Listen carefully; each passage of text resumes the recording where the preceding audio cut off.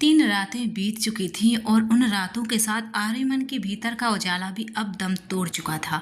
नीर का अचानक ओझल हो जाना केवल एक विद्रोह नहीं था, बल्कि आर्यमन के अस्तित्व पर हुआ सबसे गहरा प्रहार था।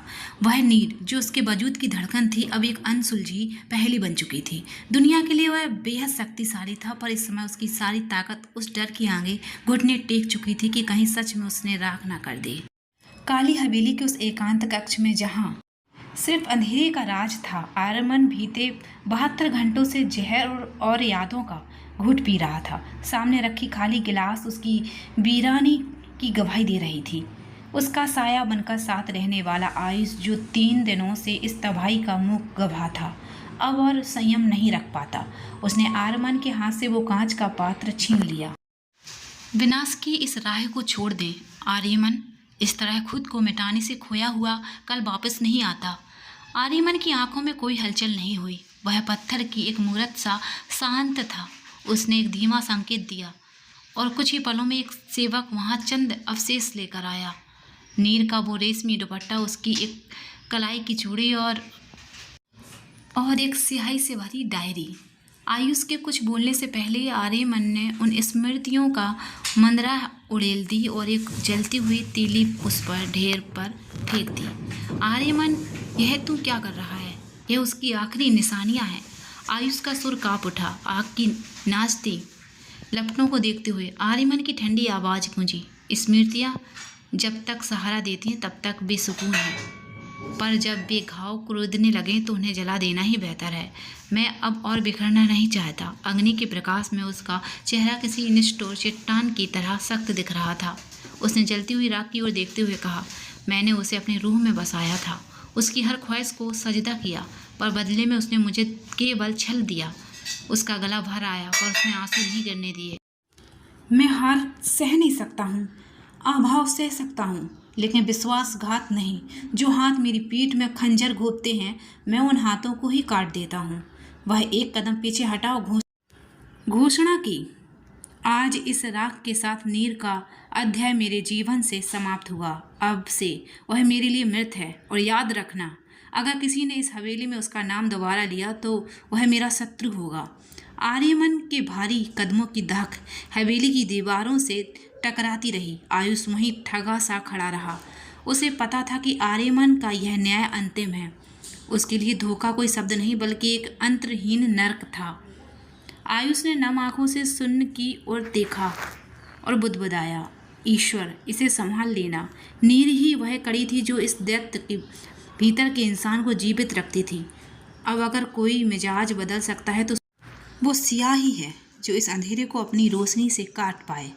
हवेली की ठंडी फिजाओं में वह प्रार्थना तैरती रही, क्योंकि एक टूटा हुआ और अपमानित इंसान दुनिया के लिए सबसे बड़ा खतरा होता है। काली हवेली के भीतर का सन्नाटा अब जानलेवा होने लगा। आर्यमन को छल से नफरत नहीं, बल्कि घृणा थी। उसके शब्दकोश में क्षमा जैसा कोई शब्द नहीं था। नीर का सामान जलाकर उसने शायद अपनी आखिरी कोमलता भी राख कर दी थी। आयुष, जो वहीं खड़ा बस देख रहा था, मन ही मन कांप उठा। वह जानता था कि नीर ही वह अंकुश थी जो यार के भीतर के दानों को बांधे रखती थी। अब वह अंकुश टूट चुका था। आयुष के माता पिता जा चुके थे, पर वह यार को इस विनाशकारी अकेलेपन में छोड़ने की हिम्मत नहीं कर सका। उसने ऊपर देखते हुए प्रार्थना की कि हे ईश्वर, इस हैवानियत के पीछे जो थोड़ी बहुत इंसानियत बची है, उसे बचाने के लिए किसी को भेज दो, कोई ऐसी रोशनी जो इस अंधेरे को काट सके। उधर अपने निजी कक्ष की स्क्रीन पर आर्यमन एक वीडियो देख रहा था। उसके चेहरे पर फैली हुई बर्फीली और शैतानी मुस्कान किसी बड़े तूफान का संकेत थी। आंखों में खून उतर आया था और माथे की नसें तनाव से फटने को थी। वह फुसफुसाया, तुमने आर्यमन को चुनौती देकर अपने काल को निमंत्रण दिया है। विश्वासघात की सजा अब साये की तरह तुम्हारा पीछा करेगी। तैयार हो जाओ मेरी बेदर्दी का तांडव देखने के लिए। अगली सुबह जो एक शांत रविवार की तरह शुरू हुई थी। सिया अपनी दुकान में फूलों पर्दों के बीच व्यस्त थी।